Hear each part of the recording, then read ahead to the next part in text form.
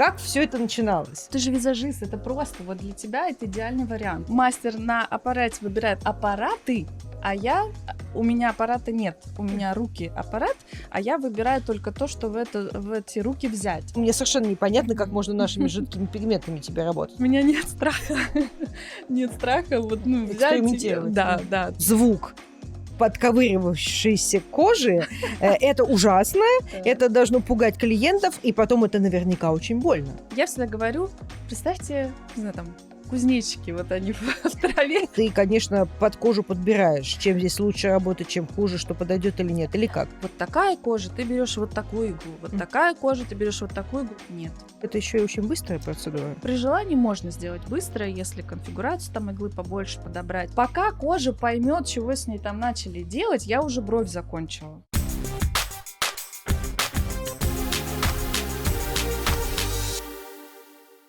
Дорогие друзья, всем привет! Мы снова в эфире. У нас сегодня очередной, 4-й по счету подкаст. В нашей студии, в нашем канале Hanafi Colors Pigments. Подписывайтесь на наш канал и смотрите интересные видео. Сегодня у нас в гостях Лена Рустамова. Я вам сейчас расскажу, что это за человек. Расскажу вот вообще чуть-чуть вкратце, а потом она сама расскажет. Лена в индустрии красоты уже 20 лет, а в индустрии перманентного макияжа, оказывается, только что выяснили, уже 16.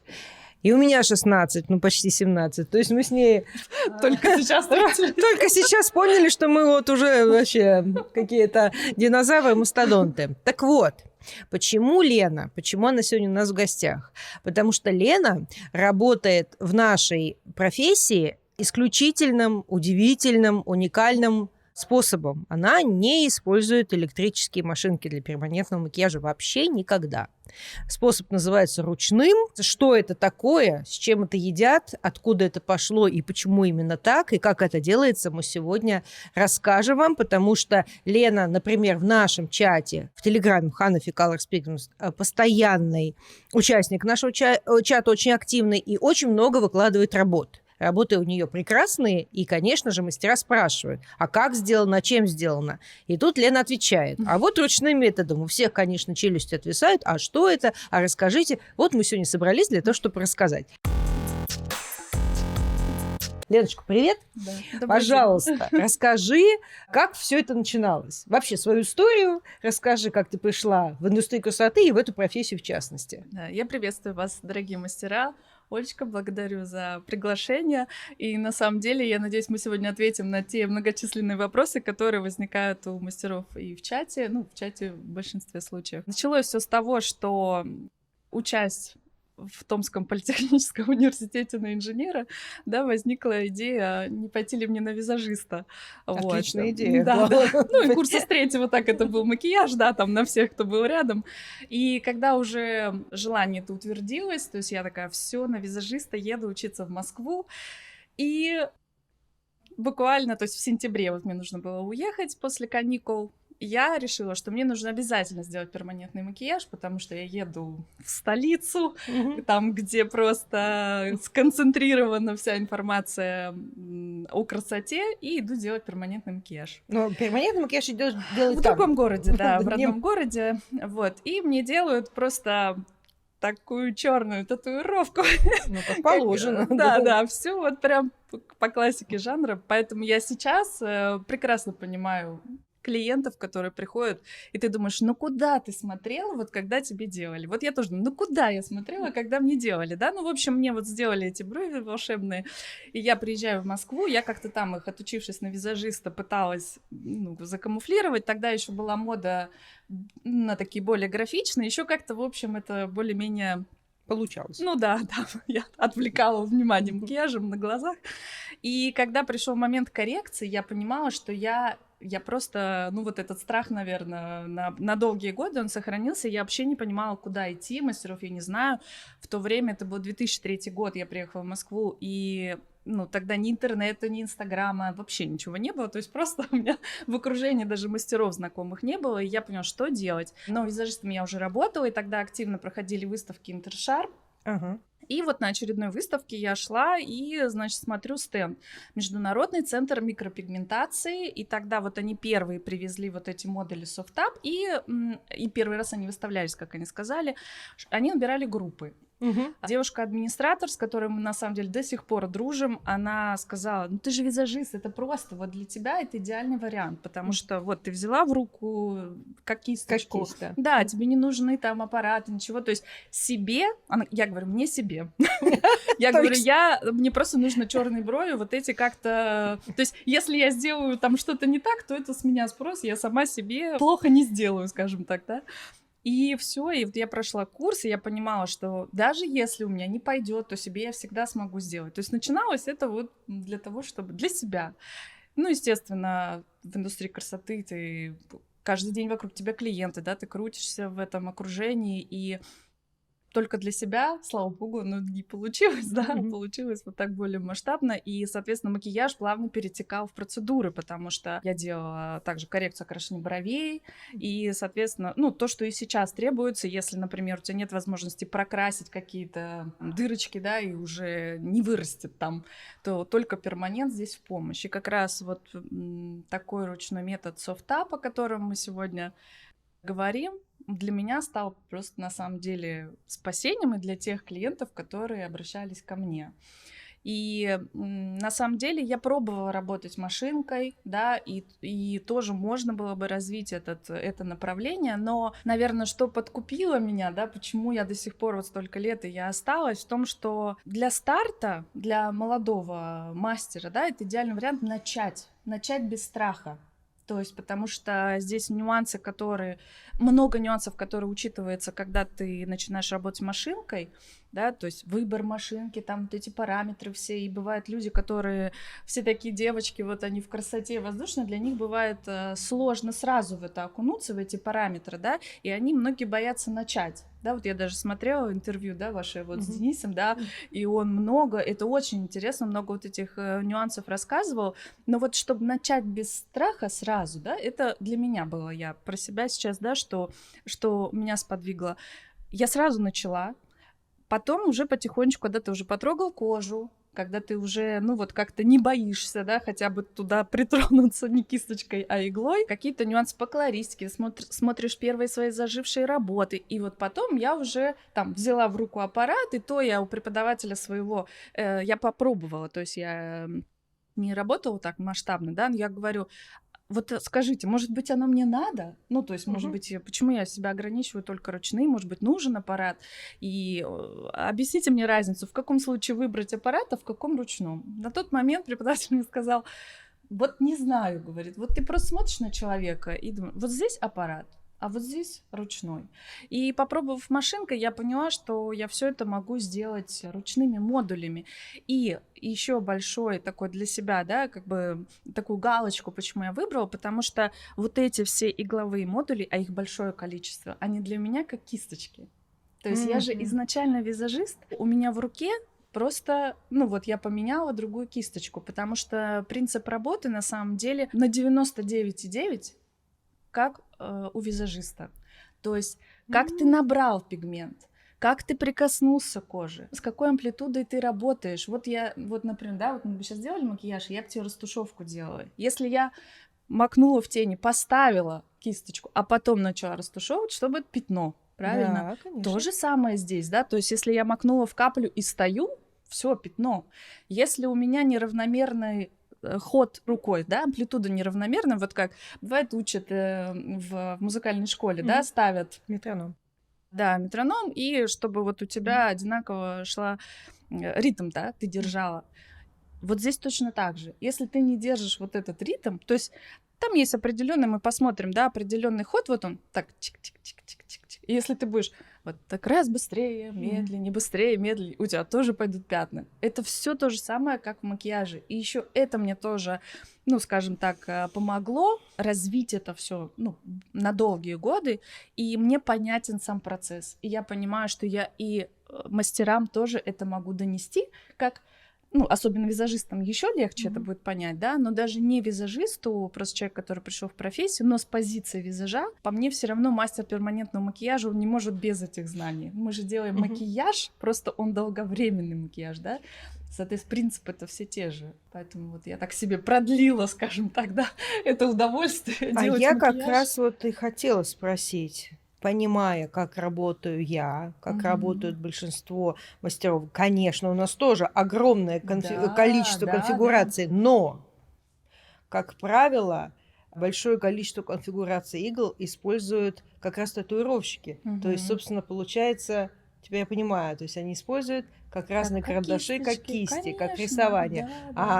В общем, перманентный макияж аппаратный, он, получается, все-таки больше ограничивает себя, потому что не знаю почему. Ну вот как-то там меньше выбирает мастер для себя удобную иглу, 2-3, ну несколько, и уже с помощью них. А такого разнообразия вроде как бы у нас и не к чему, незачем. Здесь получается, что вот, например, вот это я сразу там несколько взяла модули, да, на самом деле я могу поехать к клиенту, вот у меня, ну вот, все, да, вот так и все. То есть я выбрала конфигурацию, и я даже могу ехать к клиенту, не знаю его кожу, но я все равно сделаю, да, ну это там, может быть, опытным путем ты уже знаешь, как там подставить, да, но плюс этой иглы, почему я говорю еще хорошо для начинающих, что ты в любом случае сделаешь процедуру и не сделаешь грубых каких-то ошибок. Здесь, например, вот под каждую зону в аппаратной технике, под каждую зону все равно, ну, мастер подбирает машинку, да, то есть это такой вот, как называют,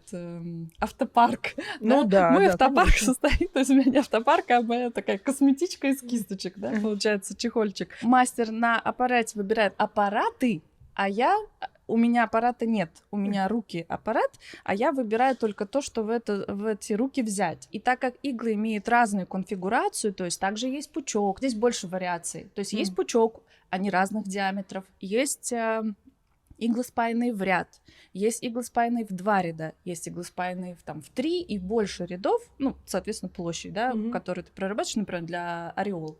Там просто есть конфигурация игл, которая занимает большую площадь, и у тебя процедура происходит быстрее. И в зависимости от этого ты выбираешь, какой модуль взять. Но при этом ты можешь взять разный модуль с разным пигментом и просто подстроиться. Это тоже очень удобно. То есть этот метод становится универсальным, потому что универсальность в том, что ты на любом пигменте, да, там, на любой коже, то у тебя есть все для этого. Хорошо, я поняла, что это абсолютное волшебство, поскольку я к этому не имею никакого касания и ничего об этом не знаю, значит, я буду задавать вопросы, и, возможно, они будут глупыми, какими-то дурацкими. Но, значит, важны, вот что мне первое хочется спросить. Есть ли разница между вот ручной этот метод, как ты называешь, и таким известным распространенным названием микроблейдинг? Микроблейдинг, да. В чем разница? Ручные методики, они уже, как говорится, там с давних времен пошли, да, еще до сих пор там в племенах, мне кажется, вот эту вот иголочку на палочку, да, макают в краску и делают татуировки. То есть названий сейчас тоже несколько. Hand poke — это в татуировке, да, то есть hand — рука, poke — проникновение, да, ты ручным способом проникаешь в кожу.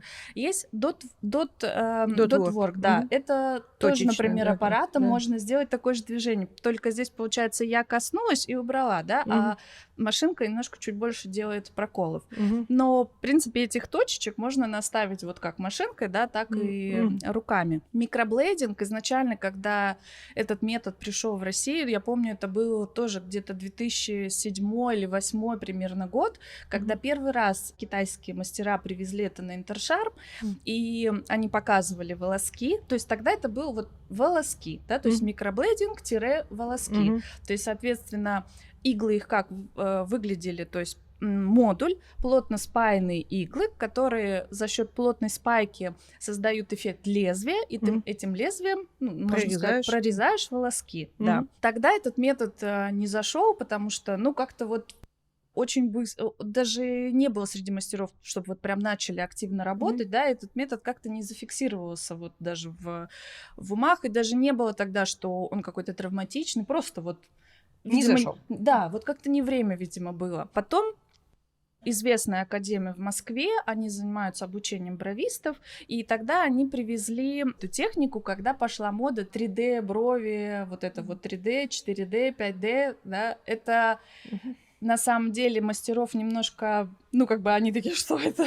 Боже, что это за что-то такое новое? На самом деле это были просто схемы, да, то есть схема 3D вот выглядит вот так, да, 4D выглядит вот так, 6D выглядит вот так. То есть это просто схемы прорисовки волосков.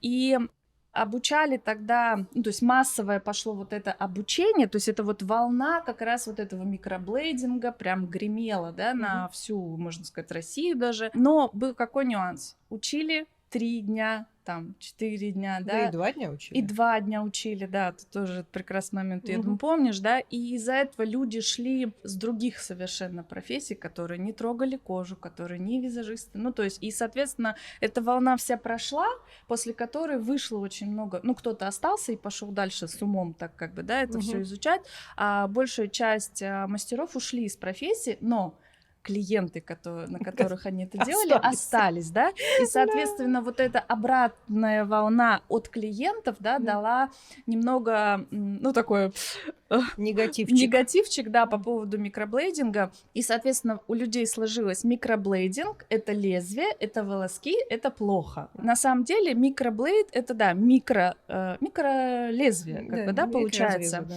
И ну, вот на вид это тоже можно назвать там микролезвием, но отличие, вот отвечая на твой вопрос конкретно, да, чем микроблейдинг отличается от софтапа, и то ручная техника. Важно сказать о том, что китайские иглы вот с этой плотной спайкой, вот у них отличие плотная спайка, что дает эффект лезвия. А в софтап спайка, это отличительная черта как раз этой технологии, спайка очень мягкая. То есть здесь между иголочками иголочками зазорчики, и здесь очень важное расстояние от кончика иглы до места спайки. То есть спайка сделана на таком уровне, что иглы пружинят. То есть здесь это расстояние важно. То есть 2 важных фактора в софтап, которые делают эту технологию мало травматичной и, ну, можно сказать, не травматичной, как заявляют производители. Это первое расстояние от кончиков до спайки, мягко идет игла, и особый вид стали, который используется, и она обладает пружинящими свойствами. То есть ты касаешься, и нет прокола, есть поддевание. И, соответственно, за счет того, что они мягко идут, это надо прям постараться, чтобы вот туда прям как бы это вот загнать так, что это осталось какими-то пятнами, это прям надо постараться. А разница опять же в чем? Когда спайка плотная, мы же не можем увидеть, ну, что там в разрезе, скажем так, да, и вот эту глубину прочувствовать, особенно начинающему мастеру, сложно. Вот, например, у тебя масло, да, мягкое, и ты горячим ножом просто вот по маслу, да, у тебя раз и сразу, даже если не горячее масло, не мягкое масло, просто ты горячим ножом вот так вот острым. В масло у тебя что? Раз и провалилось сразу. А если у тебя, соответственно, холодный нож там или, ну, например, там просто без давления ты это делаешь, да, ты можешь просто вот поставила, да, и у тебя там что, ямочка такая образовалась. Вот примерно здесь то же самое. Когда спайка плотная, мастеру очень и настолько острое получается вот это лезвие, да, само лезвие, да, очень сложно прочувствовать, как ты нажал. То есть ты только коснулся, а уже оно туда прорезала. Как получается слишком остро. А здесь слишком остро не будет. То есть ты, первое, опять же, да, спайка не плотная, они, вот как ты говоришь, расстояние, там расстояние, ты поставил, и они просто стоят. И пока ты не сделал поддевание, да, то есть, или даже если ты сделал вот такое движение слайдом, то есть, соответственно, вот ты сделал слайд, у тебя не будет пореза. Просто у тебя иголочки вот так пройдут по поверхности, если ты это сделал без нажима. А если ты взял иглу с плотной спайкой, ты провел, все равно будет порез, как от острого ножа или как от лезвия. Как от обычного лезвия. Если ты коснулся, у тебя по-любому пойдет лимфа или кровь. Так, ну, я начинаю понимать и начинаю вспоминать. Я, конечно, про 2006 год не скажу, но в 2009 я точно уже помню, что про вот этот вот ваш софтап, именно это название я запомнила. Дистрибьютор поменялся, из-за этого это стало более масштабно, и мастера стали узнавать. И прям вот, да, Поменялись ручной люди, метод софтап, да, и Мгм. пигменты были софтап, это я помню. Значит, что за фирма? Насколько я помню, она позиционировала себя как фирма, которая производит все для Мгм. этой вашей деятельности. Мгм. И что только этим, ну, как обычно, Да, это, да. конечно, я понимаю, Это что только с этим. это только с этим и ни с чем другим. Это первый вопрос. Он очень важный, поскольку... Чё бы ты тут сидела? Да, Ты да. сидишь Почему я на потому, Ханафи что работаю? ты очень классной работой именно этим способом Мгм. выдаешь на наших пигментах, Мгм. на Ханафи. А я помню с давних времен, что говорили, что этот способ, для него подходят только очень густые Густые, да. кремообразные пигменты. И поэтому мне совершенно непонятно, как Мгм. можно нашими жидкими пигментами тебе работать. На самом деле это американская компания, Softup, фирма. Образовалась она еще в 1988 О, году. боже. Да, генеральный директор Алексис Лоусон, вот они муж с женой, они, значит, у них там семья очень творческая, там художники, в общем, деятели искусств. И вот сама Алексис, она такую благую вот несла идею, да, для мастеров сделать безопасный максимальный метод, Мгм. который максимально травматичный, да, экологичный, назовем это так, и безопасный перманентный макияж. Вот тогда они запатентовали вот эти иглы, и с тех пор вот этот метод живет, назовем это так. В России действительно вот дистрибьюторы поменялись, и в 2009 это стало известным. Привезли пигменты, иглы, да, то есть почему такое мнение было, что только с густыми пигментами? Потому что технология предполагает работу в капле.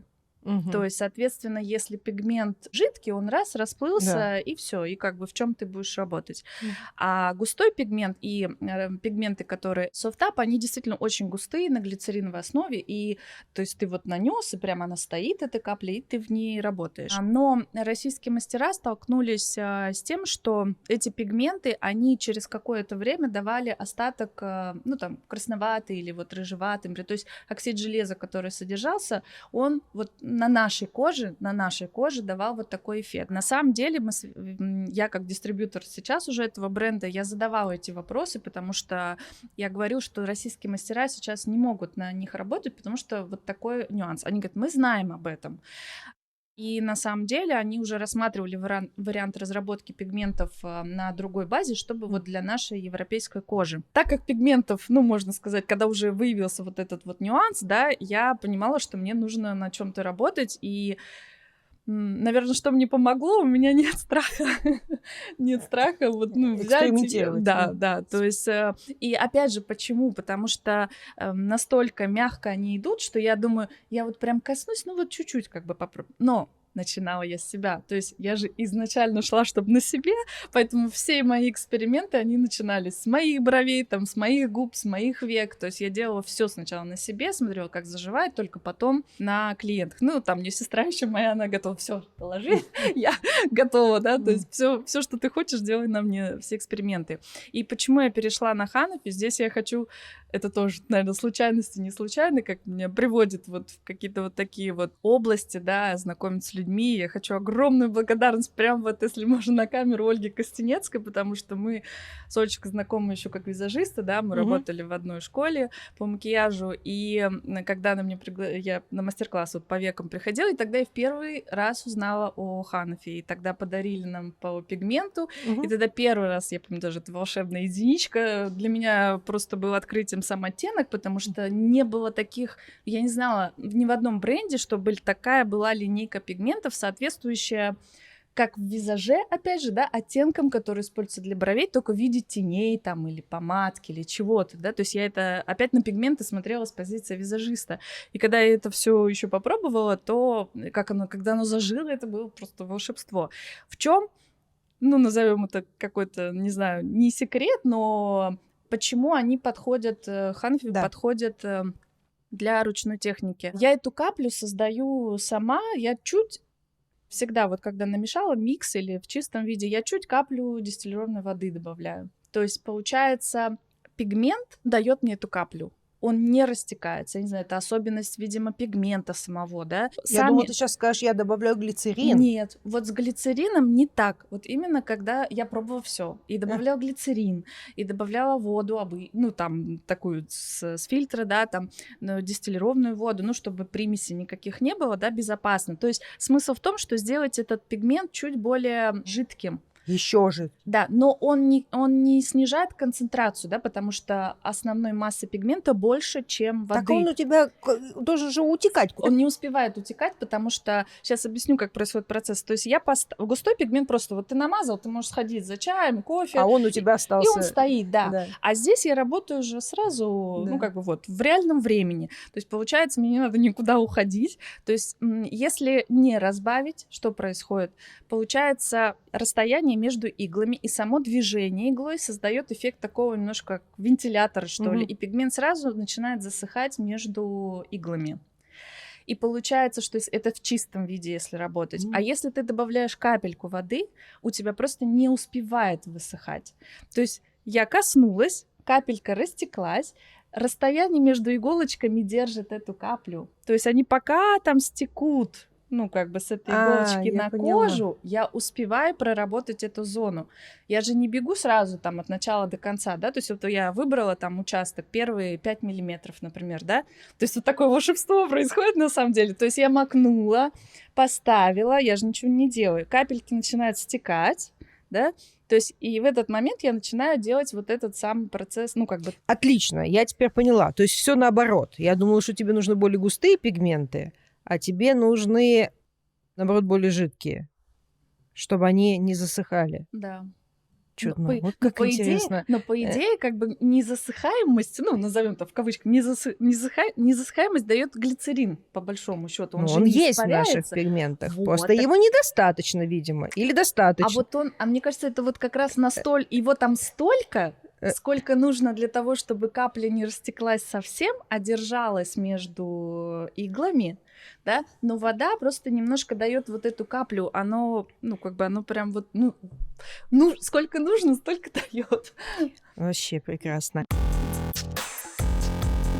Я сейчас еще один вопрос задам, который у меня вот остался в памяти с 2009 года. Мне казалось, что это забавный, конечно, очень необычный способ, но нет. Но нет, потому что как минимум звук подковыривающейся кожи, это ужасно, это должно пугать клиентов, и потом это наверняка очень больно. Я всегда говорю, представьте, не знаю, там, кузнечики, вот они в траве стрекочут, потому что на самом деле звук очень мягкий. Но если то же самое движение делать иглами с плотной спайкой, это вот здесь как раз для мастеров тоже я хотела, ну, скажем так, чтобы не путались мастера, есть технология slide and tap. Это вот как раз про академию рассказывала, и когда пришел микроблейдинг, как раз они вот так называли. То есть слайд — это волосок, тап — это, ну, вот тапающее движение. И принцип совершенно другой. Там нужно было вот прям иглы, ну, как бы из серии типа вот воткнуть, да, и приподнять. Ну, и вот тут звук, вот это было, там звук немножко другой, он чуть-чуть ковыряющий. В софтапе ты просто поставила, и ты туда не двигаешь, ты просто с места приподнимаешь. И этот звук намного мягче. При некоторой конфигурации и на некоторой коже ты можешь это даже не слышать. Но ты должна чувствовать, что у тебя приподнялись, ну, как бы, что ты поддела, иначе остатка не будет. Понятно. Но это на ощущениях. Это на ощущениях, оно в любом способе должно быть это ощущение. Я просто говорю клиентам, что им нужно слышать. То есть не хруст там, ничего, да, а просто вот представьте, как венчик или там, да, ну вот кузнечики, ну так, может, я шучу. Ой, с другой стороны, Лен, вот так вот, откровенно говоря, нашим клиентам не угодишь с этими звуками. Машинки у них слишком жужжат, это набор машину, похоже, какой ужас, отбойный молоток, вот здесь чавканье, чваканье какое-то. А я решила этот вопрос, знаешь, как в том месте, где я делаю аквариум, он журчит. Водичка льется. Здесь у меня музыка медитативная усыпляет. Я палочку еще ароматическую зажигаю. То есть у меня со всех сторон. Человеку тут журчит, поет, аромат успокаивающий. И вот это вот чих-чих-чих, оно как колыбельное. И на самом деле клиенты спят. Это, кстати, важный момент возможно, даже при этой технологии, а может быть, для кого-то и во время работы машинкой, когда ты отвлекающие вот эти все вещи, но расслабляющие при этом создаешь, не вся музыка подходит. Это так, чуть отступление, но правда важно. Вот я сейчас нашла ту музыку, она без слов, там просто вот играет, да, там, ну, для массажа, там все, но не все подходило. Кто-то начинал, наоборот, слишком, ну, вот как-то, видимо, там такие децибелы, что люди, наоборот, были активные очень. Я нашла ту музыку, которая мне подходит, я ее слушаю в течение дня, и я не устаю. И все клиенты спят. Вот реально они приходят. А ты сама не засыпаешь? Я нет. Меня, наоборот, успокаивает. Я ее иногда фоном слышу, но я вижу реакцию людей. Там, видимо, нужные децибелы. Спят все, даже те, кто очень активны, да, там буквально, может быть, она говорила, очень много вопросов, потом слышу, все, ушел человек. Он даже не спросил про звук, ну, как бы я понимаю, что это работает, сработало, ну, спустя годы, это вот, наверное, может быть, ну, года 3 так или 2, я нашла способ, чтобы успокоить человека. Хорошо, значит, смотри, я следующий тогда вопрос задам. Ты сказала, что можно работать абсолютно на любой коже. На любой коже и на любой зоне. И на любой зоне это вообще отдельная тема. Сейчас тебя спрошу. Ну вот на любой коже. Это же такая тема важная. Мы бесконечно ее мусолим. А какая была кожа? Какую вы иголочку взяли? То есть здесь тоже за счет того, что огромное количество вариаций игл, ты, конечно, под кожу подбираешь, чем здесь лучше работать, чем хуже, что подойдет или нет, или как? Когда приходит клиент, я не смотрю так, я там не трогаю кожу, думаю, какую же иглу взять. То есть вот, например, вот такая кожа, ты берешь вот такую иглу, вот такая кожа, ты берешь вот такую иглу. Нет, потому что пока ты этой иглой не коснешься этой кожи, ты, ну, скажем так, 100% ты не поймешь, потому что здесь еще важен вот как раз, какой я пигмент взяла. Я взяла глицериновый, вот этот густой, например, да, и там вообще без разницы, можно сказать.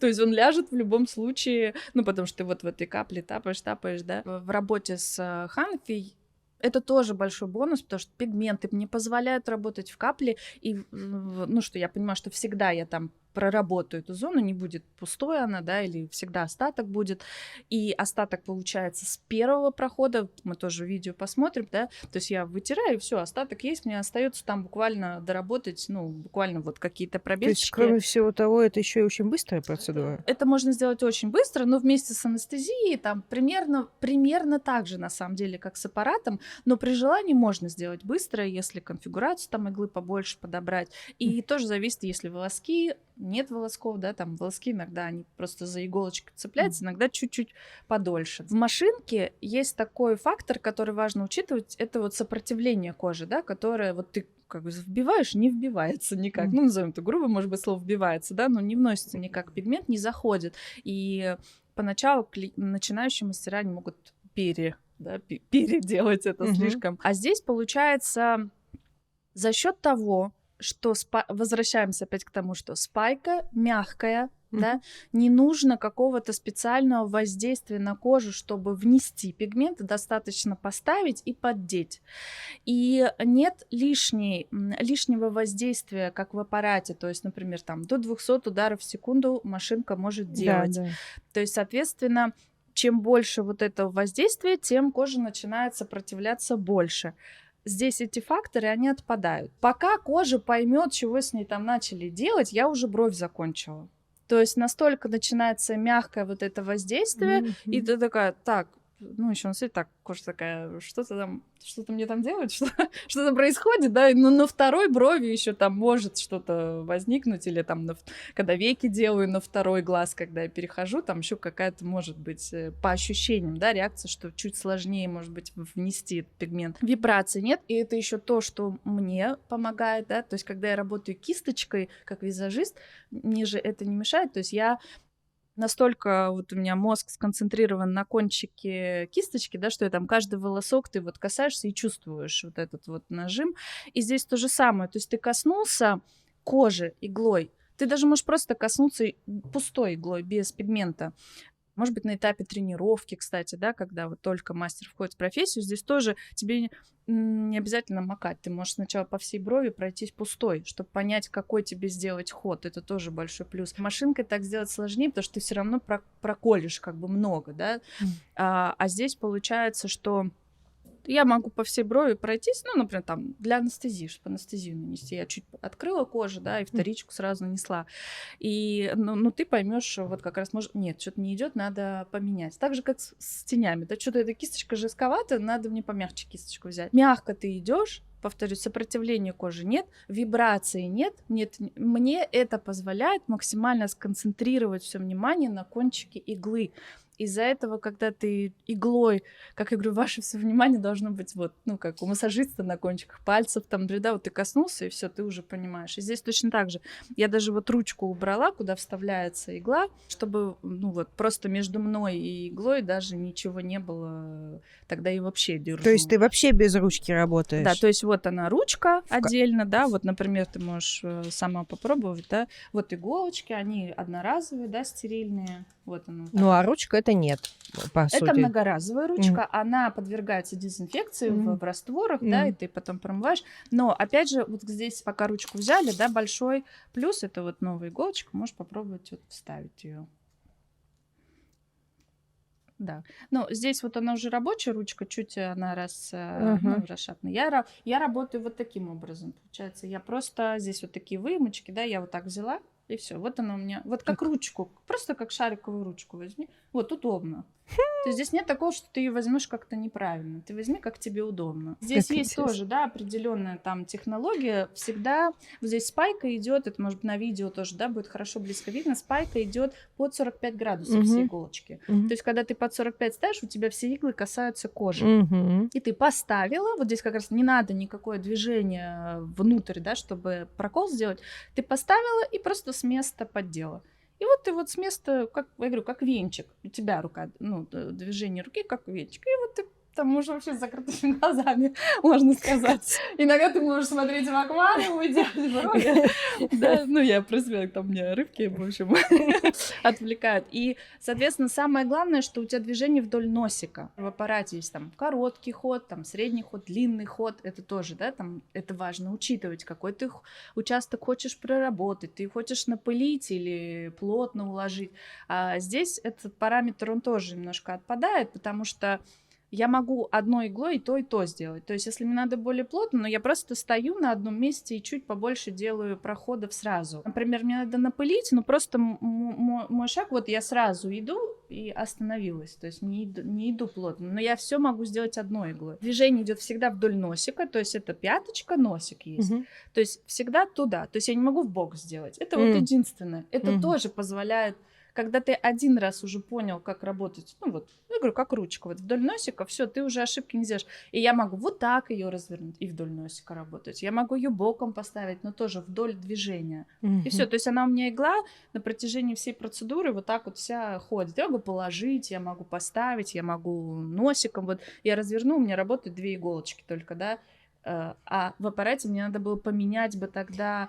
снять, поменять иглу, возможно, да, то есть, например, там магнумом делаешь, а потом ты единичку, тебе же надо... магнумы тоже можно, там тоже есть свои... развернуть. Я понимаю, что это не делает метод какой-то из этих, да, там аппаратный, ручной, хуже-лучше. Здесь есть в том, что это может быть дополнением, да, то есть, вот как я вначале говорила, это можно для старта, да, вот начать, чтобы вот не было страха перед клиентом, чтобы ты вообще хотя бы окунулась в это, потому что у многих вот это еще страх. Вот я, например, ученики у меня некоторые приходили, говорят, я боюсь. Или вот ты бровист, тебе бы вообще идеально было бы. Для бровистов это вообще идеальный вариант, потому что можно и сидя сделать. Да? Вот если, например, мастер захочет совмещать два способа, какие-то есть градации. Где правильно взять машинку, а где... Да, я отвечу на твой вопрос. Есть зоны, где я сама понимаю, что удобнее было бы сделать, удобнее, не невозможно сделать, да, а удобнее сделать машинкой. Например, возьмем сейчас очень популярные растушевки на веках, когда вот эта стрелочка, да, и напыление. Это удобнее сделать машинкой, действительно, потому что там тоже вот это как раз вот иголочкой распылить, напылить, это на самом деле удобнее.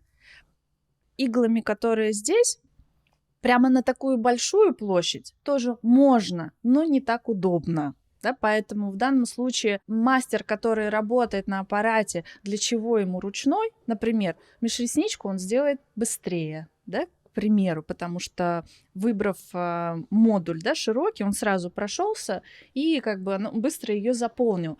А вот вывести уже лучик, например, да, там растушевать внешний угол, это он может машинкой сделать. Бывает, что просто клиенту настолько некомфортно, может быть, машинка, вот как раз он пугается. Это больше вот век касается, когда они очень сжимают глаз, да, вот никак не может расслабить, да, и какой-то внутренний такой вот страх иглой ему А этим в глаз. это А не... здесь, не, главное не показывать просто.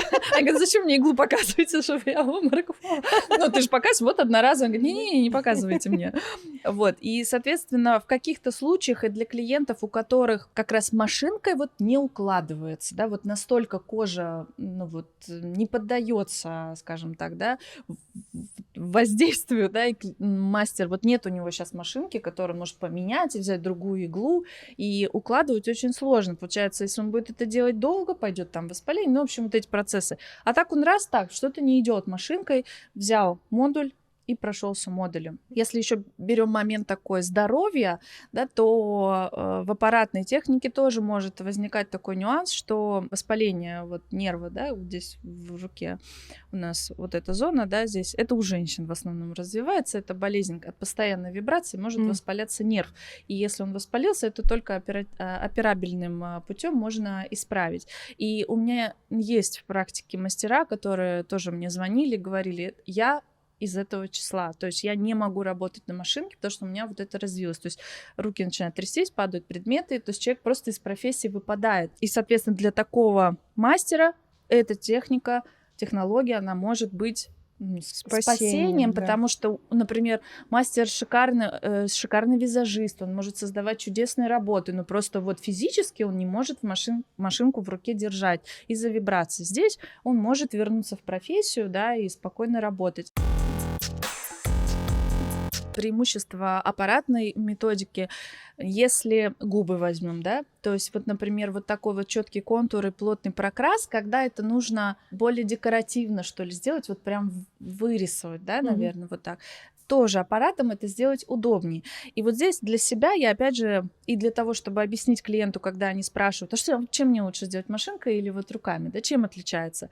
На выходе, ну, то есть заживает одинаково, да, там, может быть, не может быть, а после процедуры по-разному действительно выглядят зоны, что губы, что брови, да, то есть нет таких пикселей, как при аппарате, но когда это заживает, да, то есть оно выглядит примерно одинаково, да, и в чем можно тоже вот такую кардинальную разницу, или как на примере чего можно понять разницу в этих двух техниках, когда картина напечатана на принтере, например, да, и картина нарисованная рукой. Картина, нарисованная рукой, где-то имеет, может быть, не очень там четкие края, да, то есть сразу видно, руками сделано, да, руками нарисовано. Или там, не знаю, взять восточную какую-нибудь, там, вот сейчас первое пришло, тарелку расписанную, да, то есть это печать, вот эти узоры, или это вот нарисован, да, может быть, где-то они не очень ровные, но тоже красиво. В данном случае клиенту, я объясняю, вам нужно просто самой определить, или самому там, да, если мужчина какую-то зону делает, определиться, ты хочешь более декоративный эффект или вот совсем, как это они называют, чтобы совсем никто не понял.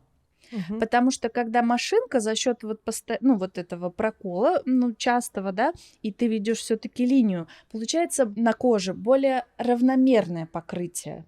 То есть более, даже если это дымка, то она прям вот вуалью ложится, еще и называют там брови вуаль там, или вот напыление, растушевка. А здесь получается за счет того, что между иголочками уже есть расстояние. И ты, когда делаешь вот эти вот движения тапающие, да, соответственно, все равно на микро каком-то, вот если вот увеличить кожу, да, между этими штрихами все равно есть расстояние. И когда это заживает, получается, оно как бы вот сливается. Потом, да. Можно сделать четко так же, как в аппарате, но вопрос, опять же, нужности. Нужно это декоративно сделать или нет. И опять же, здесь не стоит вопрос, что лучше или хуже, а какой ты хочешь эффект создать.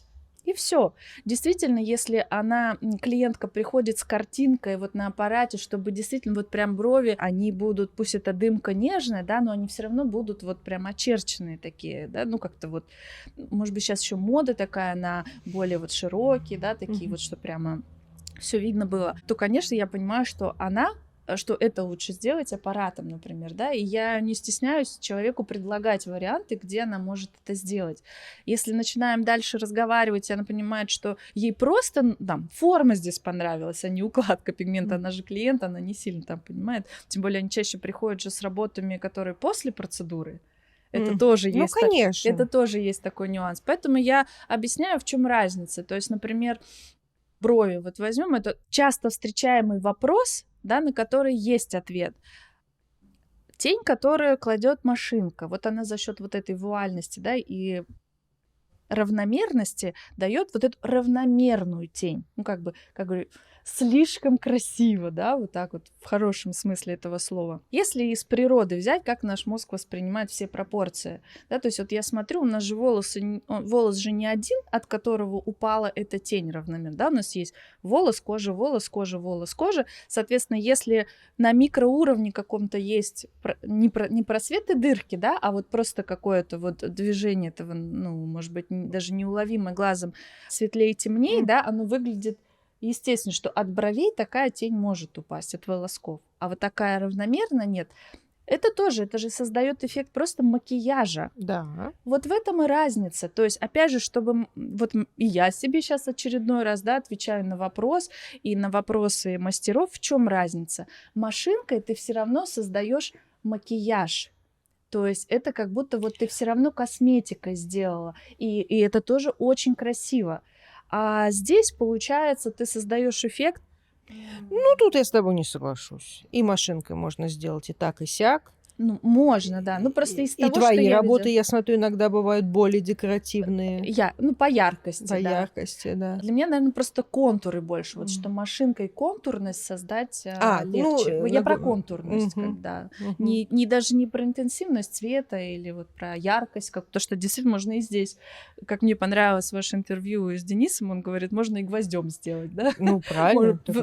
Что в твоих руках? В твоих руках может быть дорогущая машинка, самые лучшие иглы, самые лучшие пигменты, да, и эти модули, да, софтап могут быть, и вообще все что угодно, в чьих руках и куда ты это делаешь, да. Бывает идеально уложен пигмент, но смотришь не туда. Поэтому это опять же к тому, что мастерам, наверное, желательно быть визажистами в этом плане, хотя бы, чтобы это может нарабатываться опытом, когда ты много лиц уже проработал, и у тебя уже это чувство, ну, внутри рождается, куда, да, что вот я вижу, что... Насмотренность да, называется. Да. Но вот кто начинает в профессию входить, это, наверное, возможно, одно из важных таких нюансов общей цепочки того, что должно входить в качество и знания мастера перманентного макияжа, чтобы он был профессионалом. Потому что вот в чате, да, тоже я там наблюдаю, девочки спрашивают, а что за метод, а что за игла, а что это важно, но когда, например, человек, он отучился, у него есть машинка, у него есть иглы, а вопрос, например, у мастера стоит, вот у меня брови не получаются по форме, да, то, соответственно, это тоже же большой такой пробел, и тут уже не важно, чем ты делаешь. Самое главное, что в современном мире есть огромный выбор, и это очень здорово. У вас вот сколько, да, вариантов машинок, и ты можешь тоже под любой вкус выбрать, и в софтап тоже есть огромное количество модулей, и ты тоже можешь подобрать. Здесь, наверное, еще такой пример, вот любит человек на автомате есть, у меня машины нет, но я так могу представить, это что же машинка такая, да, ну у тебя вот, то есть на автомате или вот ручной, как будто вручную переключать. И кто-то говорит, ну не хочу я на автомат, вот мне нравится прям вот это вот ты едешь и прям вот сам переключаешь. Вот, наверное, с этим тоже можно сравнить. Вот, ну нравится мне вот. А зачем у тебя классические татуировочные иглы длинные? Да, вот эти иглы я тоже могу использовать, и здесь как раз это иглы не для технологии софтап, да? Софтап это мягкий тап, если перевести. Тап это движение, да? Здесь мягкий тап я могу сделать только, ну, как бы сама. Иглы для этого не предрасположены, да? Здесь плотная спайка, они для машинки и для татуировки. Но я могу взять эту иглу и воспользоваться тем, что очень маленькая площадь. И потому что там у вас нет таких иголочек с такой маленькой. Есть тройка, но у нее, вот если диаметр посмотреть, все равно равно чуть-чуть шире. А бывают такие кусочки, да, вот где я прям, это может быть уже, конечно, миллиметраж, это я уже как визажист, мне вот хочется, чтобы там прям вот заполнить, да, то я использую эти иглы для того, чтобы закрыть вот эти, ну, прям совсем миллиметровочные какие-то пробелы. Например, клиент приходит, и у него, ну, бывают же зоны, там, в бровях вот один кусочек какой-то не берется, и все. И я понимаю, что мне модуль для этого брать не нужно. Мне вот надо только кусочек закрыть, конечно. Но здесь и финансовая сторона, потому что эти иглы, конечно, они, если брать поштучно, они более бюджетные. И для удаления, например, я тоже могу их взять. Мне для этого модуль не нужен. Мне же не нужно создать эффект. Мне нужно создать эффект, или мне нужно просто внести какое-то средство, ремувер, там, да, что-то такое. Поэтому вот эти иглы, да, и эти тоже вот такие вспомогающие штуки, да, где удобно держать. Я также беру в руку и делаю точно такое же движение, но здесь, наверное, начинающему мастеру, может быть, сложно будет прочувствовать, потому что спайка, опять к спайке возвращаемся, да, спайка более плотная, и можно наставить там, конечно, точек. Вот. Для безопасности лучше брать А скажи, родные. пожалуйста, что насчет коррекции? Насколько, или тут как бы нету какой-то особенности коррекции, как в машинном способе в этом? Здесь так и точно здесь так же, то же самое, потому что... От кожи? Да, здесь и также может остаток быть и там 90%, да, и меньше. Проследить вот так вот прям зависимость, чтобы это как-то вылилось в какую-то общую систему, да, что работая, например, вот этим модулем, остаток вот столько, а этим модулем нет, потому что у тебя этим модулем с этим пигментом, но на одной коже будет так, а на другой будет по-другому, и здесь это, ну, все настолько каждый раз это, можно сказать, уникально, и ты можешь это только наблюдать, и варьировать этот процесс, ну, вот эту, скажем так, как раз коррекция нужна для чего? Чтобы в зависимости от того, как на первой процедуре среагировала кожа на конкретный пигмент, на конкретный модуль, я могу этот модуль поменять. Вот что. И взять другой модуль тогда. Вот здесь процесс заживления, он точно такой же, также 28 дней, вот эти внешние восстановления, там, внутренние восстановления. Скажем так, из всех, ну, такой массы, наверное, из всей массы клиентов, может быть, не знаю, ну, несколько человек были, кому я не делала вторую процедуру. Когда много волосков, эта методика, пигмент укладывается легче. Ну, то есть там, можно представить, вот волосы, они там есть жизнь, и вот оно как-то вот прям впитывает и принимает этот пигмент лучше. Соответственно, в той зоне, где волосков нет, перещипа, ну, чаще всего там в изгибе, да, там, конечно, меньше всегда берется, и всегда нужна будет вторая процедура. И я всегда клиентов настраиваю не так, как первая процедура и коррекция, например, да, потому что вот сколько лет, и все равно у людей вот это есть в голове, что коррекция это какое-то исправление твоей ошибки. Почему я должна платить за исправление? Соответственно, чтобы... И это было очень сложно поменять в головах людей, мне кажется, это вот уже как-то стереотип такой сложился. Поэтому я объясняю своим клиентам, что есть первая процедура подготовительная и вторая основная. Как только я выстроила вот так, все, у меня вопрос вообще решился, и никто меня не спрашивает, зачем нужна вторая. То есть я объясняю, ну, это и логически можно объяснить, не просто потому, что я так себе придумаю. Вот человек рисует картину, он подготовил холст, он высыхает, ты смотришь, как он высох, там, например, да, там, какой получился оттенок, и ты рисуешь на нем картину. Ты ставишь пломбу у стоматолога, тебе ставят временную пломбу, смотрят реакцию организма, принял, не принял, там, да, как он вообще ходит с ней, и потом ставят надолго. Вот здесь то же самое. То есть я внесла, ну, все мы знаем, да, пигменты народное тело может взять, может не взять, может взять где-то местами. И, соответственно, я тоже клиентам объясняю, и нельзя делать плотно, и нельзя делать сразу графично, ну, в общем, потому что это все на второй, на основной. Я все прописала, им отправляю сообщения, то есть у них это перед глазами, и вопросов не возникает. Иногда бывает даже нужна третья, но это вот как раз, когда уже совсем там вот точечно как-то нужно что-то поправить. По процессу заживления вот все то же самое. Здесь тоже можно и как грубо вспахать кожу, да, если неправильно двигаться, назовем это, да, в процессе. Но если вот ты понял принцип, то совершенно вот.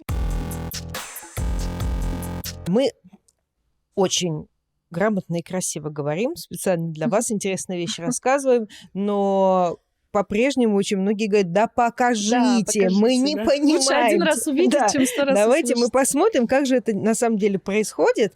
Вот представлены иглы, разные они конфигурации, то есть это в ряд, в 2 ряда, вот, да, вот здесь 4 ряда Ух ты. есть, пучки есть. Соответственно, цвет здесь никак, это просто, ну, так, Для чтобы красоты. различать, да, Да. для красоты. Вот, соответственно, представлены. Это не все модули, их больше намного, да, но вот справа показаны эффекты. То есть можно и контур, можно полное заполнение, можно плотное заполнение, можно легкое заполнение, да, для губ. Вот для век. Тоже можно растушевку сделать, да, вот смоки, как бы они так назвали, плотную стрелку, тонкую стрелку. Вот пучочки, да, вот 3, Мгм. 8 для ореол. Те же Обалденно. самые принципы. Да, здесь показано, что стерильный модуль, потому что вот как раз на вот таких, да, здесь даже не очень указано. Ну, написано, что стерилизованный бренд, да, там не указано, например. То есть для клиента вот я показала, то есть можно вставить в ручку, повторюсь. Я даже этот элемент убрала для того, чтобы чувствовать лучше кожу. То есть здесь очень удобные вот эти вот выемки, прям четко под пальцы. Да, ты взял да. вот эту маленькую волшебную штучку. Вот здесь показан под 45, ты просто ставишь и приподнимаешь иглу. То есть даже перчатка, видишь, она сильно, ну, как бы она не двигается. Соответственно, здесь так же, как в аппарате, очень важно натяжение кожи. То есть Ага. чем лучше ты натянул, тем легче тебе кожу приподнять. И самое главное вообще в обучении в софтап понять звук. То есть как только ты уловил звук, если он будет более, скажем так, звонкий, значит, что-то ты, ну, как бы неправильно иглы идут. Если он будет более тупой, глухой, ты понимаешь, что ты просто ставишь на кожу, но не поддеваешь. А так здесь вот разметку, да, это можно делать до процедуры и потом, то здесь разницы нет, это, мне кажется, в любой технике как хочешь. То есть я, например, наношу анестезию и потом делаю разметку, чтобы он уже и не плыл, да, эскиз. Ну, здесь паста, она и, в принципе, и под анестетиком не плывет. Иногда даже по настроению. Бывает так, бывает так. Я работаю стоя, потому что здесь это тоже отличительная такая черта, да, то есть мне одна точка опоры, это вот, ну, кисти, и на мизинце я могу просто, там, у меня нос есть, да, куда я, ну, не кладу руку, да, на человека, но могу зафиксировать, потому что я могу просто 2 пальцами держать иголку, да, легко очень. А в аппарате все равно нужна, ну, вот как-то куда-то локоть еще зафиксировать тоже. То есть ты тут локоть не фиксируешь? Нет, на весу могу делать. То есть вот у меня, я мизинец поставила вот на переносицу, да, и все. Но при этом я не давлю. Вот, значит, я вот в капле работаю, видишь, она с иголочек скатывается, капля, и я успеваю, вот опять макнула, вот она, капелька скатилась, и я прошлась. То есть первое движение туда, это ты просто каплей пачкаешь круглую кожу. Да, то есть я вот здесь я уже делаю воздействие, да, но как только я касаюсь, мне надо успеть, ну, вернее, подождать, чтобы капельки скатились. Только после этого я делаю движение. То есть у меня нет, вот они тоже, те же пиксели, да, вот на хвостике видно. Здесь, конечно, для начинающих, может быть, мастеров сложность может быть в том, что они не видят, как ложится цвет. Да. Вот, но, опять же, это достигается, ну, то есть решается этот вопрос тем, что ты идешь равномерным ходом, с равномерным темпом и не бежишь вперед, да, пока ты не проработал зону. Вот я раз и вернулась, опять же, по всем, да, вот у меня шаги там вверх, вниз, Вот здесь сейчас, например, это вот прокатила я каплю, да, смотри, прокатила, и я порез не сделала. Если бы у меня сейчас была плотная спайка, а вот здесь, видишь, боком поставила, и у меня пяточка контур проработала, чтобы у меня сверху не полоска была, а мягкий контур, например, да. Если бы я... И вот я боком положила, да, чтобы вот опять прокатила. Если бы у меня была игла для микроблейдинга жесткой спайк, у меня бы порез получился, да? Здесь двухрядная игла, но все равно я просто качу каплю. Вот опять боком положила, да, и получается, что для того, чтобы мягкий край. Здесь я вот просто шуршит. Сейчас вот здесь еще будет звук. Ну, его нет Часики, почти. Стрелка часов. Нет, это совсем не тот звук, о котором я рассказывала. Вот я про это. Тот был совсем другой. Вот в этом и разница, что там нужно воткнуть и приподнять иглу. И был такой чвак. Чварок. Прям, да. Здесь стрелка часов. Вот для меня сейчас Видишь, Да. просто секундная стрелка. Вот, это остаток после первой процедуры, после первого прохода, да. То есть вот здесь внизу, там же кожа, она такая чуть плотнее, и я могу потом просто вот точечно дырочки закрыть. Здесь есть момент, что когда я кладу ее более лежа, да, иглу, цвет ложится чуть легче, как бы это вот как раз напылить, это положить, да, то есть, соответственно, в основании брови, чтобы вот эту на нет растушевку сделать, я могу просто иглу класть. И, соответственно, 2 ряда работают, когда под 45, 2 ряда работают. Положила я чуть на бок, да, получилось, работает 1 ряд. Здесь тоже могу контролировать. всё, Это я я поняла. прокатила. Да, Это я я... поняла, А да. потом прошлась, да. И видно вот здесь на видео, нет такого воздействия, которое кожу как-то там приподнимает, да, или не видно, что я рукой чего-то как будто там... ты просто... Да, вот так оно так. вот так и есть. Я просто поставила и приподняла, да. То есть нет никакого воздействия жесткого внутрь. Из-за этого есть же тоже, да, и вот в чате ты постоянно говоришь о том, что девочки, мастера, там, мальчики, девочки, да, не надо плотно, потому что вот когда они жалуются, что уходят в холод, да, это потому что плотно или глубоко. И вот здесь как раз тоже решается этот вопрос тем, что я успеваю пройтись так быстро, что кожа не начинает реагировать, не дает это сопротивление. Мне не нужно больше никакого дополнительного ни нажима, да, ни физического воздействия для того, чтобы пигмент вошел туда. Соответственно, решается вопрос вот с холодными цветами, да, то есть я не переборщу здесь, да, то есть я контролирую, опять же, этот процесс. Могу вот так прокатить, не рядом, да, а пошире. Просто вот я положила, и площадь капли больше, то есть быстрее получается работать. Самое главное, видишь, не бежать. Иногда мастера, бегут, и они забывают, какую зону они проработали или нет. Это как раз вопрос, типа, я же не вижу, как в капле там лег он. То есть если ты... Это вот она скатилась, видишь, она и там еще между иглами есть. Но если я не разведу, вот как я говорю, капелькой воды, да, то он между иголочками засохнет, и капля не будет растекаться. Она на волосках засохнет. А ты эту каплю добавляешь прям в колпачок? Да, уже когда микс сделала, и капельку просто воды.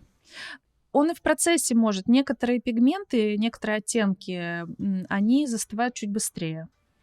Соответственно, я могу в процессе, если испарилась вода, я просто могу капельку добавить. Это вот остаток после первого прохода. Обалдеть. То есть, если ты не бежишь, да, а просто вот поработал, вернулся, да, следующий участок поработал, вернулся, то быстро получается. Вот он уложился, и для первой процедуры подготовить... Вот, смотри, я носиком, вот тут рядом развернула, сейчас вот опять носиком, видишь? Там, где маленькие участки, которые нужно дозаполнить, да, я просто носиком разворачиваю, и у меня, получается, работает как бы 2 прям иголочки, то есть не все, вот 24 вот эта игла, да, в 2 ряда по 12, а разворачивая носиком, работают 2 иголочки только, которые вот.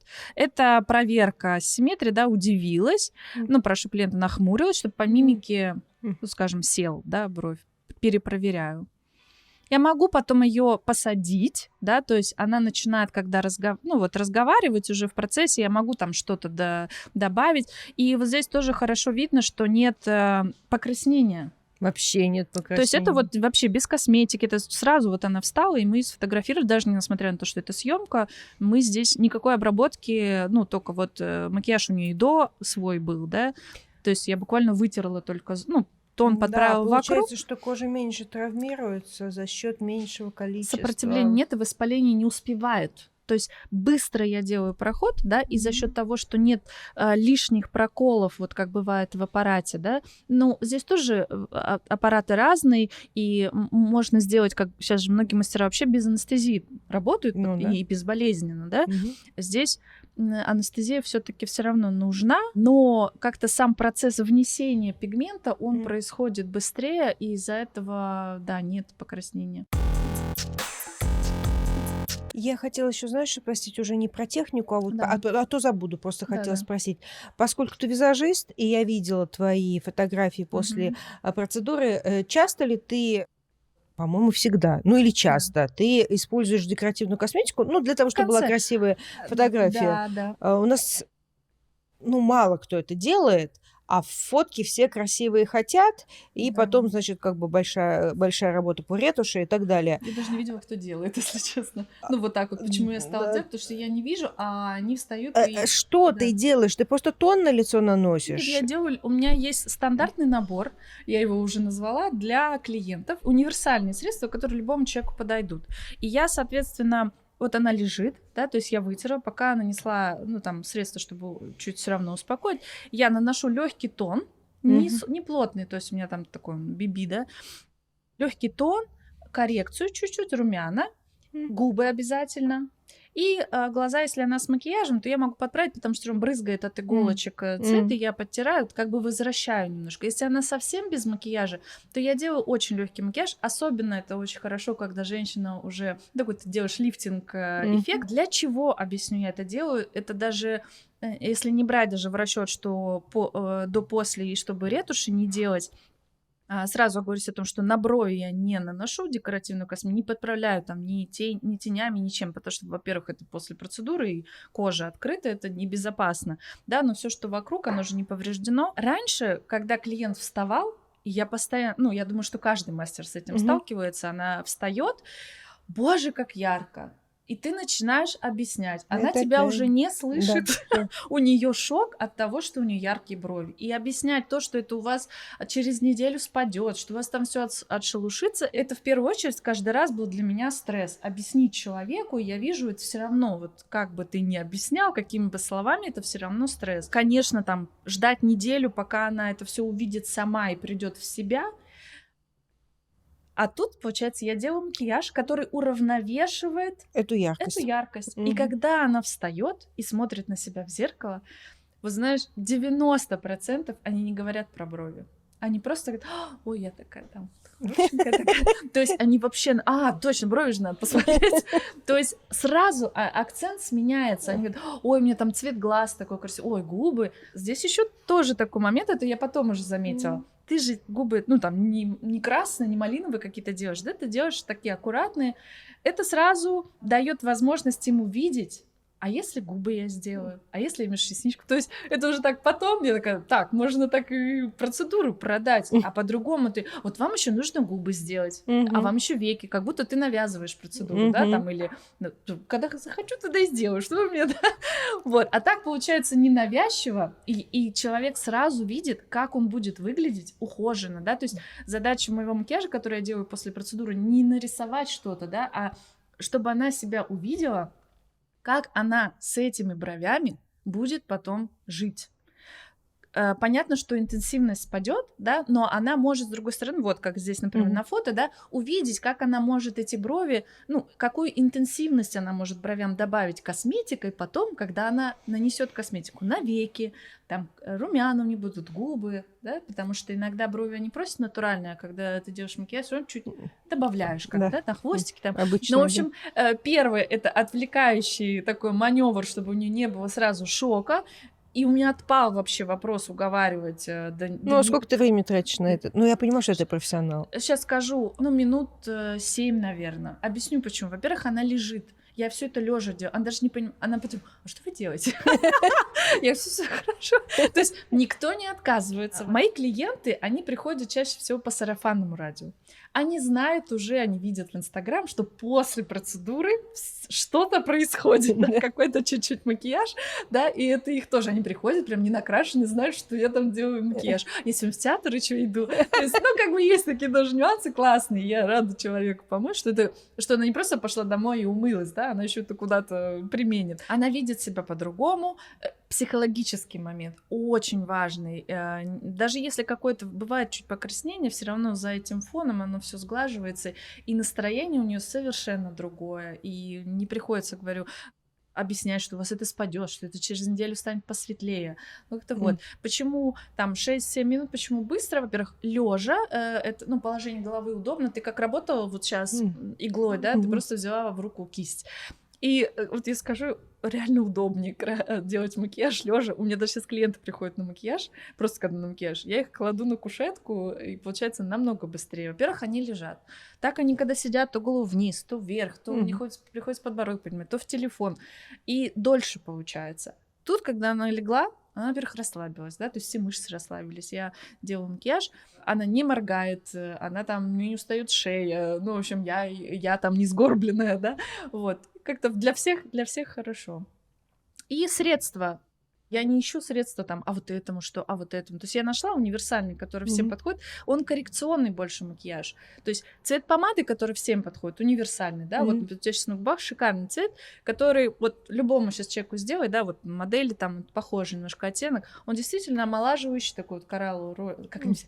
Я хочу пыльную розу. Да, это прям любимая пыльная роза. У всех свои понимания, что такое коралл, что такое... Вот, поэтому просто универсальный делаешь цвет, который всем подходит, там, удобную кисть, да, не 500 там кистей, да, одну кисть для коррекции, вот ты между клиентами почистил, они у тебя чистые, там, 3 кисточки. Во-первых, удобно с собой взять, даже если ты куда-то, ну, делаешь там в другом салоне или еще что-то, не занимает это много места. Такая косметичка мастера перманентного макияжа. Очень удобно, и я говорю, для себя я решила вопрос вот этого стресса каждый раз после клиента, да, вот этот микро, но он все-таки стресс, объяснять, что это все спадет, а так получается вообще. То есть в начале то есть первый стресс это объяснить, что нужна вторая процедура, как бы коррекция, да, а второй стресс объяснить, что это посветлеет. Я их для себя решила, что вначале я объясняю первая процедура подготовительная, вторая основная.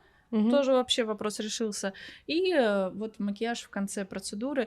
Единственное, еще я делаю промежуточные процедуры между, ну вот, первой встречи и второй, вот 2 недели проходит. Это сейчас объясню, почему. Еще один вопрос я для себя решила: фотографий. Потому что допроситься фотографий, и когда, я думаю, что сейчас мастера улыбнутся, и все об этом знают, да, когда вот где-нибудь на кухне там один глаз, причем снизу сверху, то есть невозможно на мутном-то каком-то фоне, да, там сфотографированы, и понять, как зажило, очень сложно. Это вопрос очень важный для начинающих же мастеров, потому что как они будут отслеживать, да, процедуры. И вот я просто себя вспоминаю, и ты этот месяц в стрессе, потому что как у нее зажило там. Ну да? Хорошо, подожди. А зачем ты себя еще будешь нервировать? Ты молодой мастер, и ты не через месяц, а через 2 недели узнаешь, что ты сделала не очень хорошо. А тебе еще 2 недели жить. Ну уж лучше тогда закрыться, месяц подождать. Ну, если такой способ, ты просто не приглашаешь через 2. А я приглашаю через 2. Почему они приходят, да, и никто не отказывается? Потому что я в этот момент через 2 недели что делаю? И говорю, вам нужно подъехать. Это не оплачивается, это входит в стоимость процедуры. В эту встречу я делаю коррекцию, окрашивание волосков и, ну, то есть подправляю все, что нужно. Потому что здесь тоже такой есть нюанс. Ты можешь как мастер перманентного макияжа сделать процедуру шикарно, да, то есть уложить пигмент, там все подобрать прям по цвету, а потом твой клиент идет к бровисту, который ему красит там черный хной, например, да, увеличивая там или, ну не знаю, в общем, будут судить-то по тому, что все вместе, да. Ты же не будешь говорить, вы только никому не говорите, да, что, ну, что вы где-то сделали окрашивание, а вот пигмент совсем по-другому выглядит. То есть здесь тоже такой нюанс, или ты сам делаешь, или ты отдаешь своего клиента доверенному лицу, с которым вы в тандеме, да, и ты знаешь, что это же немаловажный фактор, да, например, все вместе, потому что по оттенкам даже можно сойти, или мастер, покрасив слишком темный цвет, не проредив там, где нужно, не убрав там, где нужно, просто будет, не знаю, кусок цвета, да, и твой нежный, вот это нежное напыление, оно просто там, ну, неуместно будет. Соответственно, когда все вместе, я этот вопрос вот решаю на этой промежуточной. Потом мы встречаемся, получается, еще через 2 недели. Это вторая процедура, основная, как я ее называю, да, ну или в общепринятом коррекция. И еще 2 недели проходит, да, это сходит корочка и проявляется цвет. То есть они у тебя 4 раза? Да. И когда она приходит, я могу сделать себе красивую фотографию, как мне надо. Я вижу эти брови зажившие, да, как я понимаю, что еще 2 недели они будут меняться, но я им говорю, через 2 недели они еще красивее станут. И это очень большой плюс. Пигментов в Ханафи, это тоже вот огромная прям благодарность, потому что у меня нет вот этого вот закрыть глаза. Я знаю, что они придут через 2 недели, и все будет замечательно. Я знаю, что они придут еще потом, ну, как бы, когда заживет вторая процедура, они еще придут через 2, будет еще красивее. И я знаю, что когда полностью заживет, да, и пройдет полгода, пройдет год, а они ко мне приходят, и я утверждаюсь в этом. Сейчас заплачу. Спокойно. Не, реально, это, наверное, у меня, ну, как бы, когда на красивое смотришь, эмоции сдержать очень сложно. И когда ты видишь, что вот этот пигмент, он просто сживается, да, как бы сживается с кожи, и это очень красиво. То есть это красиво наблюдать уже как произведение искусства, потому что цвет, ну, вот как в картине может человек встать у какой-то картины и просто любоваться цветом. Ну, мы как мастера, работающие с бровями, губами и веками, ну, там, с ореолом, неважно, с тоже деталями, где используется цвет, те же принципы, наверное, восприятия, они работают. И когда это действительно красиво, когда это в нужном месте, ну, я имею в виду по там, всем пропорциям, да, когда это нужного оттенка, когда это сочетается полностью, там, волосы, глаза, и это тоже огромный плюс линейки, что ты под любой типаж можешь подобрать. Да, можно миксовать, но и миксовать очень легко. Опять же, по принципу, вот как в макияже, почему я стала тоже в основном на ханфе работать, ну, основная моя работа, потому что принципы смешивания цветов, как в красителях для бровей, что в пигментах здесь, вот один и тот же принцип работает, ну, там, я для себя его определила, и это просто работа превращается в кайф. То есть твоя технология, ну, неважно, аппаратная, там, да, вот ручная в данном случае. То есть ты за это уже не переживаешь, ты как бы это отработаешь, знаешь, что ну, ты правильно там не засадишь пигмент, да. У тебя есть материал, который дает тебе стабильный результат, ты знаешь, что он потом, ну, себя прекрасно поведет, учитывая предыдущий пункт, что ты правильно по технологии уложил, да, его, и у тебя тоже, ты не переживаешь за этот момент. Потом, соответственно, ну, какие-то вот нюансы в виде там коррекции бровей, окрашивания и макияжа, да, у тебя психологические факторы решаются. Все, вся твоя работа превращается в сплошное удовольствие. Когда говорят, я прям вот кайф ловлю, это не пустые слова, но это тоже не сразу было, да, то есть вот как мы 16 лет, ну, тогда не было никакой информации. Сейчас молодым мастерам просто прийти в эту профессию и работать на качественных материалах, ну, это просто дар какой-то, потому что есть все. Поэтому я и говорю, ну там я молодец, прочувствовала, есть у меня чутье к этим к цветам, сделалось у меня такое, там у тебя чувствительные пальцы, ты понимаешь, как этими металлическими кисточками красить. И вот это меня больше всего, прям вот боль моя, когда вот с этим огромным количеством мастеров мы каждый день общаемся в чате, что вот имея все вот это, то, чего мы вообще не... Я не хочу начинать вот это как бабушка, а вот когда мы были молодыми, трава была зеленее. Нет, Всё ну просто по-другому. правда. Ну столько всего. И все равно, дайте мне это, скажите мне, сколько мне капель накапать. И хочется прям вот этот вот из Вовка в 30-м царстве. Может быть, вы есть за меня будете? Да, ага. Ну, что еще сделать? Научитесь сами чувствовать. Тут же чувствовать надо, это же искусство. Бухтеть мы можем долго.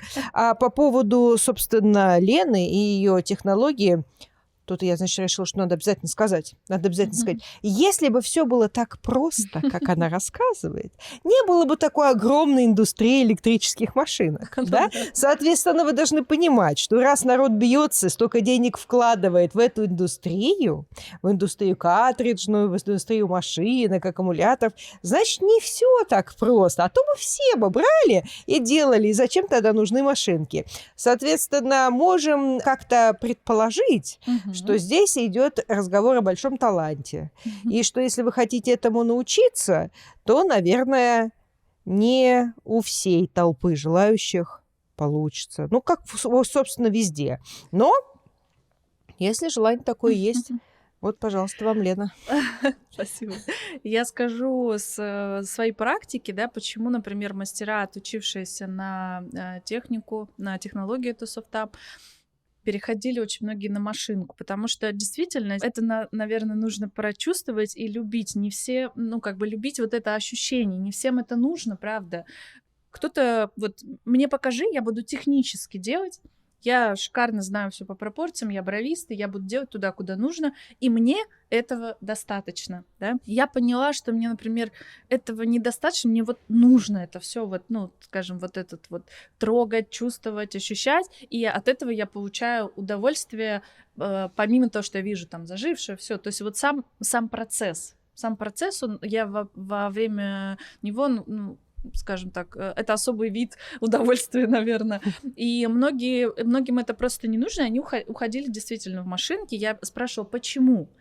Для многих проще, наоборот, на машинке, что не надо вот это искать положение, ну, там как-то вот, ну, делаю и делаю. И кому-то так действительно комфортно. Там тоже, как иглу поставил, тоже много и такой штрих, и такой. Это тоже очень интересно.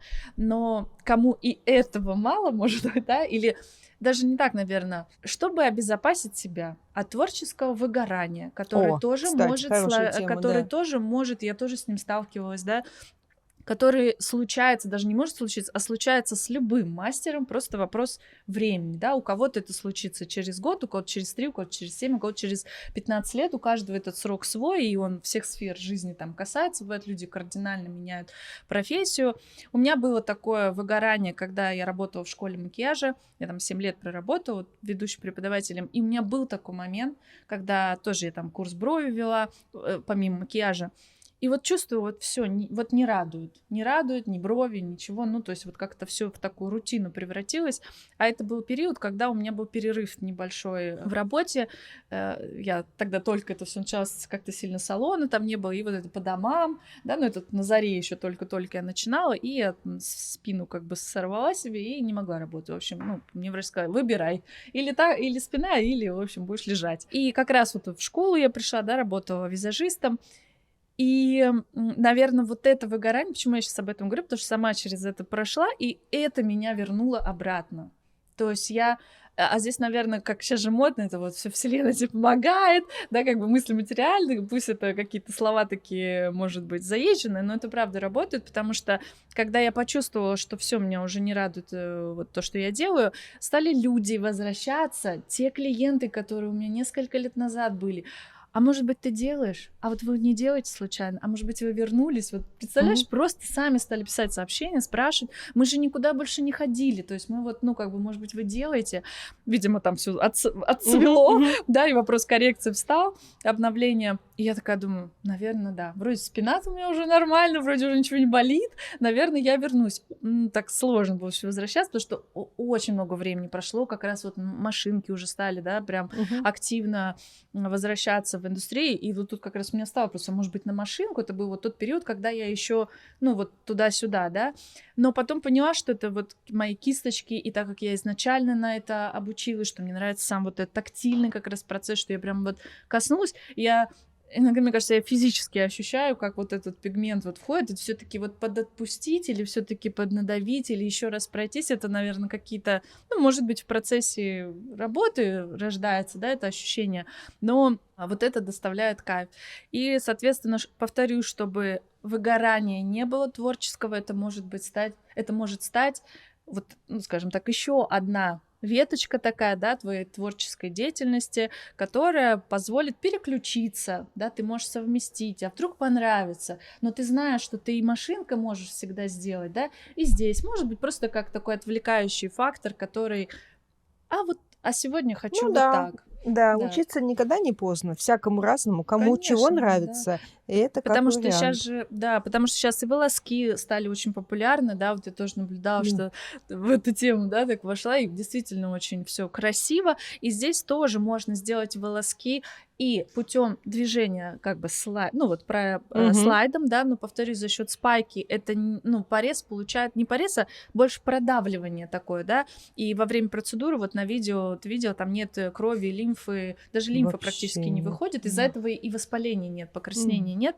вот, и волосок можно сделать, это вот, кстати, тоже многие спрашивают, волоски, значит, микроблейдинг, если руками, нет, можно волоски сделать движением, ну, как бы вот, прорезая, да, как лезвием, а можно протапать это все. И так же, как машинка, вот она колет и пикселями дает этот волосок, точно так же я могу модуль поставить, сделать движение поддевающее, и вот он волосок. В софтапе есть конфигурации игл, которые просто даже полукругом, то есть ты ставишь, поддел, все, у тебя волосок.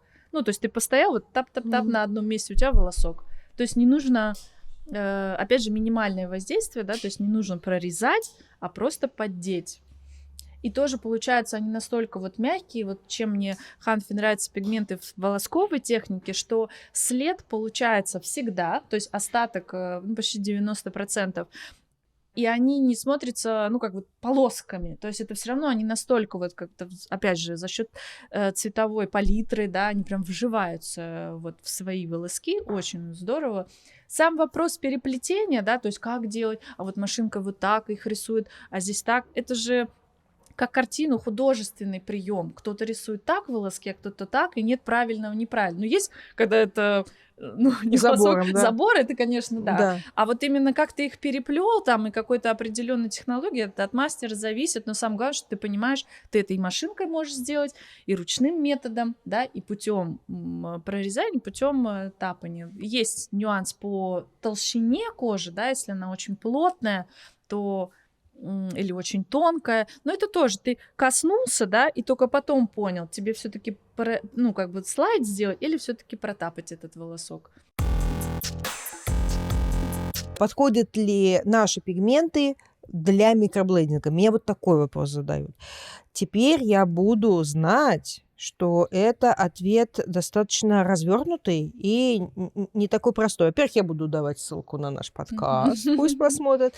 Во-вторых, буду сама знать, потому что я же сама начинала... Естественно, что когда я сделала пигменты, я, конечно же, их сделала для техники растушевки аппаратным методом. Да. То есть аппарат обязательно и обязательно растушевка. Это потом я узнала от других, а теперь узнала сама, что можно делать и волоски нашим пигментом вообще отлично. А потом я узнала, что, оказывается, и ручным методом можно. А раньше говорила, что не-не-не, я...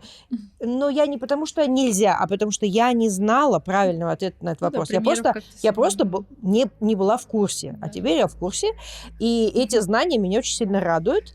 Мне очень приятно. Обязательно обращать внимание, если мастер выбирает пигменты, которые изначально были разработаны для работы на аппарате, вот именно жидкие, на спайку смотреть, потому что мастер может выбрать, то есть в ручной технике это просто, ну, как бы, чтобы понятно, руками ты делаешь, да, то есть есть два способа, что ты можешь сделать, растушевку и волоски, да, можно по-разному это назвать, но всего два варианта, как это выглядит, да, можешь совместить. И всего два инструмента, это аппарат и руки. Что ты в эту руку возьмешь, да, то есть, соответственно, вот для татуировки, да, вот эту такую иголочку с плотной спайкой, и тоже я могу назвать, я руками сделала, да, ручной метод. Это же не только софтап называется, а все, что ты взял в руку и сделал рукой само движение. Я могу взять модули софтап, и тоже это будет ручной метод. Я могу взять иглы китайские с плотной спайкой, и это тоже будет ручной метод, да. Ну, естественно, Каждыми из этих трех вот сейчас вариантов, да, примеров, я могу сделать как движение слайд-порез, так и тапающее движение. Вопрос качества этого движения, да, то есть обращать внимание на спайку. Если она плотная, то и плотно спаянные иглы, пигмент, возможно, может не задержаться, здесь-то расстояние, да, спайка и расстояние, из этого капелька успевает стекать. Это не к тому, что, например, китайские модули не подходят, да, а просто к тому, что нужно пробовать.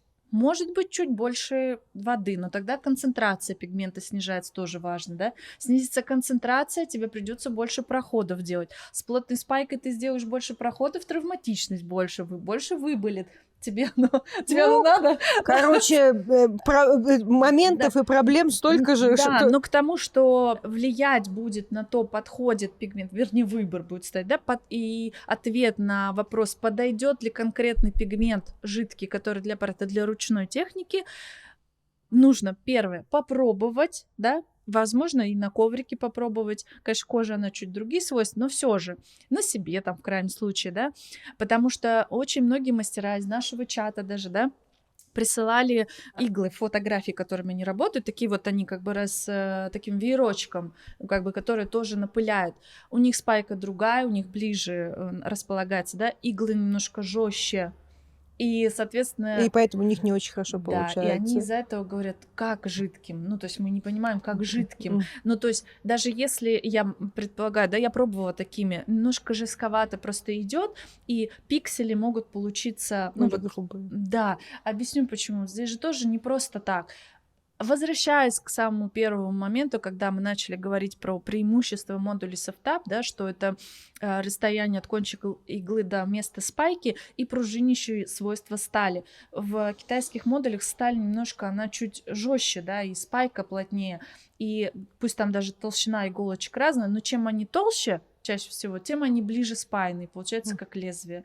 Вопрос может просто быть более травматичным, поэтому аккуратнее можно ими сделать. Но опять же, если ты уже знаешь, что можно сделать вот так, вот так и вот так, ты выберешь более экологичный и безопасный модуль игловой, ну, возьми тогда лучше аппарат, как бы, да, например, или, не знаю, там, пробуй пигменты, потому что густые тоже есть, да, их там позиционируют, но, я говорю, можно и вот прекрасно использовать Ханафи, но пробовать тогда. Но, чтобы сам мастер себе объяснил и знал параметры, по которым он это выбирает, да, чтобы было безопасно. И когда он себе отвечает на эти вопросы, все становится... Как везде. Как везде, Почему вы так же хотите и... поменять машинку, Да, а что вы да, хотите от этой да, новой да. машинки, так и тут тоже. А что с поставками сейчас в связи с ситуацией? Проблемы будут? Или уже есть? Сейчас скажу бренд. Я как дистрибьютор с этим напрямую, да, сейчас связана, что как получать дальше материал. То есть готовы отправить, вопрос оплаты, как оплатить. Да, потому что не все банки принимают оплату. Ну вот, в общем, я сейчас, на самом деле, будет первый такой проба такая, да, все это оплатить и привезти, потому что еще привезут, ну, как бы доставят ли, да, ну, вроде так, канал я нашла, но будем пробовать. То есть сама компания идет навстречу вообще без проблем, она рада, что, ну, как-то Softtap чуть-чуть... в связи с развитием, да, того, что много машинок стало, да, много мастеров переходит на машинку, и сам вот этот метод, почему неизвестен, да, то есть центр, который был дистрибьютором, он закрылся, и, соответственно, ну, все вот обучения, которые проводились, они тоже приостановились. И, соответственно, так мастера немножко из-за того, что все идет очень быстро, этот метод забылся, можно сказать, да. И на сегодняшний день, можно сказать, единственный тренер, который официально с дипломом, да, такой вот их сертификат, да, тренера, он у меня, поэтому я, конечно, еще раз прям огромную благодарность всей вашей команде, что позволили миру перманентного макияжа, да, скажем, пролить свет, что это есть, что это существует, что это дает тоже прекрасную возможность получать результаты, и, возможно, для многих мастеров это станет тоже, ну, как бы помощником таким в умелых руках с вашей помощью, с вашей подачей, с вашими прекрасными материалами. Я думаю, что все не просто так, и, скажем так, вот, ну, вопрос про поставки был, да, компания, она вообще, они там очень такие лояльные к России в плане, что этот метод развивается в России. Прям вот они всеми руками за, и, в общем, вдохновляет это все, вдохновляет, да, и дает силы как-то это дело развивать. Я сейчас, конечно, сталкиваюсь с таким моментом, что на все чемпионаты, какие бы я ни звонила, то есть я не могу участвовать, потому что, ну, первое, некому этот метод оценивать, да, потому что так как я, ну, то есть я и мои девочки, которые вот еще работают в этом методе, да, и все, действительно, это, скажем, кстати, так, да, ну, вот такой этот вопрос действительно. И куда бы я ни писала, на какие чемпионаты, они говорят, мы не знаем, что с вами делать. Правда, не знаю. Мы не знаем, что с вами делать, потому что, ну, вот так. Ну, значит, тебе нужно учить, и учить, ну, вот создавать. чем я сейчас занимаюсь, да, у меня смену. две девочки уехали в Америку, например, я говорю, у вас там вообще теперь, значит, проблем не будет, вы там напрямую можете, ну, брать. Кто у меня здесь остался, есть такие несколько человек, прям фанаты тоже этого, вот как я, и я прям, конечно, радуюсь, они там тоже пытаются вот обучать, и, в общем, как-то лед, как это называю, лед тронулся, да, и в этот век технологий и развития, ну, дай бог, конечно, чтобы были материалы, с пигментами вообще проблем нет, да, все есть для того, чтобы работать, наслаждаться и получать прекрасные результаты, радуя наших клиентов. Дорогие мои, я думаю, что вам было сегодня очень интересно, так же, как и мне, потому что я за то, чтобы на нашем канале и в наших подкастах были не просто какие-то говорящие головы, а что-то действительно душевное, ценное, важное, и чтобы вам это было не так, что включил, и выключил, а чтобы вы с интересом смотрели, досматривали до конца. Рада были очень сегодня пообщаться с вами. Ужасно рада, что Лена к нам пришла. Давно я уже это хотела. Еще только когда зародилась идея подкастов, я сразу Лене сказала, что будем снимать. Вот наконец-то это произошло. Подписывайтесь, пожалуйста, на наш канал, пишите нам комментарии, пишите вопросы, мы всегда отслеживаем, на все комментарии отвечаем. Опять-таки, приходите к нам в чат. Мы всегда на связи, мы всегда открыты для диалога. И я, и, естественно, Лена, и вся наша команда. Так что до новых встреч. Смотрите за нашими анонсами, смотрите за нашими новыми программами. Да. До новых встреч. Спасибо. Пока.